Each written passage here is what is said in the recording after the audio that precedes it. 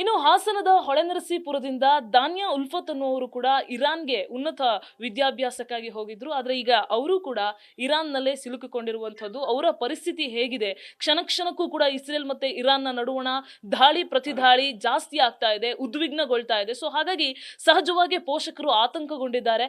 ನನ್ನ ಜೊತೆಗೆ ದಾನ್ಯಾ ಉಲ್ಫತ್ ಅವರ ಚಿಕ್ಕಪ್ಪ ಇದ್ದಾರೆ, ಅವ್ರನ್ನ ಮಾತನಾಡಿಸ್ತಾ ಹೋಗ್ತೀನಿ. ಚಿಕ್ಕಪ್ಪ ಜೊತೆಗೆ ತಾತ ಇಬ್ರು ಕೂಡ ಇದ್ದಾರೆ. ಮೊದಲನೇದಾಗಿ ಚಿಕ್ಕಪ್ಪ ಅವ್ರನ್ನ ಮಾತಾಡಿಸ್ತಾ ಹೋಗ್ತೀನಿ.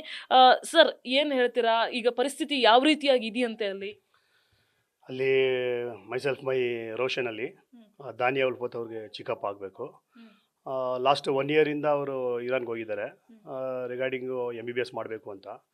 ಯಾಕಂತೇಳಿದ್ರೆ ನಾವು ಇಲ್ಲಿ ಅಫೋರ್ಡ್ ಆಗಲ್ಲ ಅಂತ ಅಲ್ಲಿ ನಾವು ಇರಾನಿಗೆ ಕಳಿಸಿದ್ದೀವಿ. ನಮ್ಮ ಬ್ರದರು ಹೊಳೆನರಸೀಪುರದಲ್ಲಿ, ಹಾಸನ ಡಿಸ್ಟ್ರಿಕ್ಟ್ ಹೊಳೆನರಸೀಪುರದಿದ್ದಾರೆ, ಅಲ್ಲಿಂದ ಕಳಿಸಿದ್ದಾರೆ. ಇಲ್ಲಿ ನಾವು ಬೆಂಗಳೂರಲ್ಲಿದ್ದೀವಿ. ಅಲ್ಲಿ ಏನಕ್ಕೆ ಕಳಿಸಿದ್ವಿ ಅಂದರೆ ಅಫೋರ್ಡ್ ಆಗಲ್ಲ ಅಂತ. ಬಟ್ ಲಾಸ್ಟ್ ವೀಕ್ವರೆಗೂ ಚೆನ್ನಾಗಿದ್ರು, ಅಲ್ಲಿ ಇರೋ ಪ್ಲೇಸಲ್ಲಿ ಏನೂ ಇಲ್ಲ, ಸೇಫಾಗಿದ್ದೀವಿ ಅಂತ. ಬಟ್ ಲಾಸ್ಟ್ 2 ಡೇಸಿಂದ ಡೇಂಜರ್ ಝೋನ್ ಅಂತ ಬರ್ತಾ ಇದೆ. ಪ್ಲಸ್ ಲಾಸ್ಟ್ ನೈಟು ಅಲ್ಲಿ ಪಕ್ಕದಲ್ಲೇ ಅವರು ಇದಿಲ್ಲ ಇನ್ಸ್ಟಿಟ್ಯೂಟ್, ಅದರಲ್ಲಿ ಮಿಸೈಲ್ ಬಂತು, ಸೌಂಡ್ ಬಂತು, ಪೊಲ್ಯೂಷನ್ ಎಲ್ಲ ಬಂತು ಅಂತ ಭಯ ಆಗಿ ಅವ್ರ ಇನ್ಸ್ಟಿಟ್ಯೂಟಿಂದ ಬೇರೆ ಕಡೆ ಶಿಫ್ಟ್ ಮಾಡಿದ್ದಾರೆ. ಬೇರೆ ಕಡೆ ಶಿಫ್ಟ್ ಮಾಡಿದಾಗೂ ಜರ್ನಿಲಿ ತುಂಬ ಪ್ರಾಬ್ಲಮ್ ಇತ್ತು, ಅಲ್ಲಲ್ಲೇ ಅಟ್ಯಾಕ್ ಮಾಡ್ತಾಯಿದ್ರು ಅಂತ ಹೇಳಿದ್ರು. ಬಟ್ ಇವಾಗ ಸೇಫಾಗಿ ಇದ್ದಾರೆ. ಬಟ್ ನಮಗೇನಂದರೆ ಸೇಫಾಗಿ ಇದ್ದರೂ ಸಹಿತ ಅಲ್ಲಿಂದ ಇಂಡಿಯಾಗೆ ನಮಗೆ ಸೇಫಾಗಿ ಕಳಿಸ್ಬಿಟ್ರೆ ನಮ್ಮ ಹುಡುಗರಿಗೆ, ಯಾವುದೇ ಸ್ಟೂಡೆಂಟ್ ಇರಲಿ, ನಮ್ಮ ಮಕ್ಕಳಾಗಲಿ ಬೇರೆಯವ್ರ ಮಕ್ಕಳಾಗಲಿ, ಕರ್ನಾಟಕದಿಂದ ಯಾರ್ಯಾರು ಹೋಗಿದ್ದಾರೆ ಅವ್ರಿಗೆ ಸೇಫಾಗಿ ನಮಗೆ ಕರ್ಕೊಬಂದಿಟ್ಬಿಟ್ಟು, ಪ್ಲಸ್ ನೆಕ್ಸ್ಟು ಫರ್ದರ್ ಸ್ಟಡೀಸ್ಗೆ ಏನು ಮಾಡಬೇಕು ಏನಂತ ನಾವು ಗೌರ್ಮೆಂಟಿಂದ CM ಆಗಲಿ PM ಆಗಲಿ ಅವ್ರಿಗೆ ಅಪೀಲ್ ಮಾಡ್ತೀವಿ. ಅಂದರೆ ಫರ್ದರು ಅವ್ರ ಜೀವನ ಏನು ಮಾಡಬೇಕು ಹೆಂಗೆ ಅಂತ ಅದು ಕಾಪಾಡಬೇಕು ಅಂತ ನಾವು ಹೇಳ್ತಾ ಇದ್ದೀವಿ. ಓಕೆ ಸರ್, ಅಲ್ಲಿ ಪರಿಸ್ಥಿತಿ ಅಂದರೆ ನಿಮ್ಮ ಮಗಳು ಹೇಳಿರೋ ಪ್ರಕಾರ ಯಾವ ರೀತಿಯಾಗಿದೆಯಂತೆ? ಅವ್ರ ಅಕ್ಕಪಕ್ಕ ಹೋಗುವಾಗ ಬ್ಲಾಸ್ಟ್ ಆಗ್ತಿರೋದು ಈ ಥರ ಎಲ್ಲ ಆಗ್ತಾ ಇದೆಯಾ, ಹೆಂಗೆ? ಹೌದು, ಇವ್ರು ಹೋಗ್ತಾ ಇರುವಾಗಲೇ ಬ್ಲಾಸ್ಟ್ ಆಯಿತು. ಬ್ಲಾಸ್ಟ್ ಆಗಿದ್ದ ರೀಸನಿಂದಾನೇ ಇವ್ರಿಗೆ ಶಿಫ್ಟ್ ಮಾಡಿದ್ದಾರೆ ಬೇರೆ ಕಡೆ. ಬಟ್ ಎಲ್ಲಿಂದ ಸ್ಟಾರ್ಟ್ ಆಗಿ ಅಲ್ಲಿ ಎಂಡ್ ಆಗೋವರೆಗೂ ಇವರು ಹೋಗ್ಬಿಟ್ಟು ತಲುಪ್ತಾರೋ ಇಲ್ಲೋ ಅಂತ ನಮಗೆ ಇದಿರಲಿಲ್ಲ, ಗ್ಯಾರಂಟಿ ಇರಲಿಲ್ಲ. ಬಟ್ ದೇವರು ಇದರಿಂದ ಹೋಗ್ಬಿಟ್ಟು ತಲುಪಿದ್ದಾರೆ. ಬಟ್ ಅಲ್ಲಿಂದ ನಮಗೆ ಯಾವುದೇ ಏರ್ಪೋರ್ಟು ಓಪನ್ ಆದಮೇಲೆ ಫ್ಲೈಟ್ ಆಗಲಿ ಏನೇ ಆಗಲಿ ಮಾಡಿ ಇಂಡಿಯಾಗೆ ಕಳಿಸಿದ್ರೆ ಸಾಕು ಅಂತ ನಾವು ಹೇಳ್ತೀವಿ. ಸರ್, ಅವ್ರಿಗೆ ಇರಾನಿಂದ ಇಂಡಿಯಾಗೆ ಬರೋದು ಕೂಡ ಒಂದು ಟಾಸ್ಕೆ, ಅದು ಕೂಡ ಭಯ ಇದ್ದೇ ಇರುತ್ತೆ ಸಹಜವಾಗಿ. ಏನು ಹೇಳ್ತಿದ್ದಾರೆ, ಯಾವ ರೀತಿ ವ್ಯವಸ್ಥೆ ಇದೆಯಂತ ಅವ್ರಿಗೆ ಇಂಡಿಯಾಗೆ ಬರೋಕ್ಕೆ? ಅವ್ರು ಏನು ಅಂತ ಹೇಳ್ತಾರೆ ಅಂದರೆ ಯಾವುದೇ ಏರ್ಪೋರ್ಟ್ ಇಲ್ಲ. ಏರ್ಪೋರ್ಟ್ ಯಾವುದು ಓಪನ್ ಆಗುತ್ತೆ from Iran to any country, or Dubai, Saudi, India, ಅಲ್ಲಿಗೆ ನಾವು ಕಳಿಸ್ತೀವಿ ಅಂತ ಹೇಳ್ತಾ ಇದ್ದಾರೆ.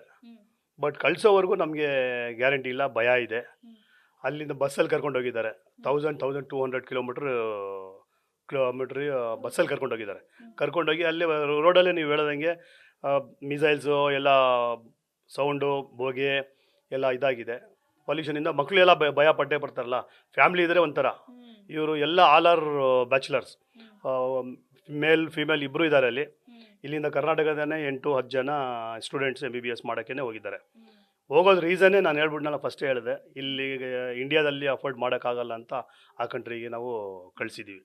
ಸರ್, ಈಗ ದೊಡ್ಡವ್ರಂದ್ರೆ ಏನೋ ಒಂಥರ ಧೈರ್ಯ ತಗೊಂಡು ಇರ್ತಾರೆ, ಆದ್ರೆ ಮಕ್ಕಳು ಸಹಜವಾಗಿ ಭಯ ಪಡ್ತಾರೆ. ನೀವು ಹೇಳ್ತಾ ಇದ್ರಿ ನಿಮ್ಮ ಮಗಳು ಈಗ ಇನ್ನು MBBS ಫಸ್ಟ್ ಇಯರ್ ಓದ್ತಾ ಇರೋದಂದ್ರೆ ಸಹಜವಾಗಿ ಆತಂಕ, ಭಯ, ಬೇರೆ ದೇಶದಲ್ಲಿ ಹೋಗಿ ಸಿಕ್ಕಾಕೊಂಡಾಗ ಇದ್ದೇ ಇರುತ್ತೆ. ಕೊನೆದಾಗ ಏನ್ ಹೇಳಿದ್ರು ನಿಮ್ ಜೊತೆ ಮಾತಾಡಿದಾಗ? ಅವ್ರು ಏನು ಹೇಳ್ತಾರೆ, ನಾವು ಪೇರೆಂಟ್ಸ್ ಎಲ್ಲ ಭಯ ಪಡ್ತೀವಿ ಅಂತ, ಏನು ಭಯ ಪಡಬೇಡಿ ನಾವು ಬರ್ತೀವಿ ಅಂತ ಅವ್ರು ಹೇಳ್ತಾರೆ.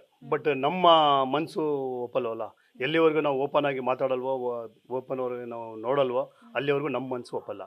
ಅದು ಅಲ್ಲಿಂದ ನೆಟ್ವರ್ಕು, ಅವ್ರಿಗೂ ಪ್ರಾಬ್ಲಮ್ ಏನಂದರೆ ಅಲ್ಲಿಂದ ನೆಟ್ವರ್ಕ್ ಇಲ್ಲ.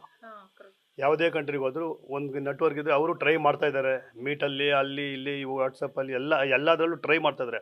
ಯಾವಾಗ ಏನು ನೆಟ್ಟು ಕನೆಕ್ಟ್ ಆಗುತ್ತೋ ಅಲ್ಲಿಂದ ಒಂದು ಮೆಸೇಜ್ ಕಳಿಸ್ತಾರೆ, ಅಥವಾ ಒಂದು ಆಡಿಯೋ ಮೆಸೇಜ್ ಕಳಿಸ್ತಾರೆ, ನಾವು ಇಲ್ಲಿದ್ದೀವಿ, ಇಲ್ಲಿಂದ ಹೋಗ್ತಾ ಇದ್ದೀವಿ ಅಂತ ಕಳಿಸ್ತಾರೆ. ಬಟ್ ಇವಾಗ ಸೇಫಾಗಿ ಇದ್ದಾರೆ. ಬಟ್ ಅಲ್ಲಿಂದ ಡೇಂಜರ್ ಝೋನ್ ಅಂತ ಬರ್ತಾ ಇದೆ. ನೆಕ್ಸ್ಟು ಫರ್ದರು ನಾವು ಹೇಳೋದು ಅಷ್ಟೇ, ಗೌರ್ಮೆಂಟ್ಗೆ ನಾವು ನಮ್ಮ ಮಕ್ಕಳಿಗೆ ನಾವು ಇಂಡಿಯಾ ಕಳಿಸಿ, ಪ್ಲಸ್ ಅದ್ರ ನೆಕ್ಸ್ಟ್ ಫರ್ದರ್ ಅವ್ರದ್ದು ಏನಿದೆ ವ್ಯವಸ್ಥೆ ಮಾಡಿಕೊಂಡು. ನಮ್ಮ ಜೊತೆಗೆ ಅವರ ತಾತ ಕೂಡ ಇದ್ದಾರೆ, ಅವ್ರನ್ನ ಕೂಡ ಮಾತನಾಡಿಸ್ತಾ ಹೋಗ್ತೇನೆ. ಆಮೇಲೆ ಅವ್ರ ಫಾದರ್ ಕೂಡ ಇದ್ದಾರೆ. ಸರ್, ಮೊದಲನೇದಾಗಿ ಅವ್ರ ಫಾದರ್ನ ಮಾತಾಡಿಸ್ತೀನಿ, ಆಮೇಲೆ ಅವರ ತಾತನ ಮಾತಾಡಿಸ್ತೀನಿ. ಸರ್, ಕೊನೆಯದಾಗಿ ಮಗಳು ಯಾವಾಗ ಮಾತಾಡಿದ್ರು, ಈಗ ಸೇಫ್ ಆಗಿದ್ದಾರಾ? ಮೇಡಮ್, ನಮ್ಮ ಮಗ ಅಲಿಯಾಸ್ಗರ್ ಅಂತ ಈಗ ಥರ್ಡ್ ಇಯರ್ ನಡೀತಾ ಇದೆ MBBSದು. ಅವರು ಅರಾಕ್ ಯೂನಿವರ್ಸಿಟಿಯಲ್ಲಿ ಸ್ಟಡಿ ಮಾಡ್ತಾ ಇದ್ದಾರೆ. ಈಗ ನೆನ್ನೆ ಫೋನ್ ಬಂತು, ತುಂಬ ಭಯ ಆಗ್ತಾ ಇದೆ ಅಂತೆ, ಮಿಸೈಲ್ಸ್ ಎಲ್ಲ ಇದಾಗ್ತಾಯಿದೆ ಅಂತೆ. ಈಗ ಅರಾಕ್ ಯೂನಿವರ್ಸಿಟಿಯಿಂದ ಅವ್ರಿಗೆ ಹೋಮ್ಗೆ ಕರ್ಕೊಂಡು ಹೋಗಿದ್ದಾರೆ. ಈಗ ಅಲ್ಲಿಂದ ತಿರ್ಗಾ ಅರ್ಮೇನಿಯಾಗೆ ಏನೋ ಬಸ್ಸಿಂದ ಇದು ಮಾಡ್ತಾರಂತೆ. ಬಟ್ ಏನಾಗತ್ತೆ ಅಂತ ನಮ್ಗೆ ಗೊತ್ತಿಲ್ಲ.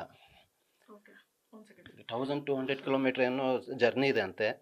ಅಲ್ಲಿಂದ ಅರ್ಮೇನಿಯಿಂದ ತಿರ್ಗಾ ಇದಕ್ಕೆ ಬರಬೇಕು. ಅದು ಯಾವ ಥರ ವ್ಯವಸ್ಥೆ ಮಾಡ್ತಾರೆ ನಮ್ಗೆ ಇನ್ನೂ ಗೊತ್ತಾಗ್ತಾ ಇಲ್ಲ. ಇದಿಷ್ಟು ಅವರ ಪೋಷಕರು ಹೇಳ್ತಾ ಇರುವಂತಹ ಮಾತು. ಕ್ಯಾಮರಾಮನ್ ರಘು ಜೊತೆ Pragati Shetty, News First, Bengaluru. News First ನಿರ್ಭೀತಿಯಿಂದ ನಿಮ್ಮ ಪರವಾಗಿ.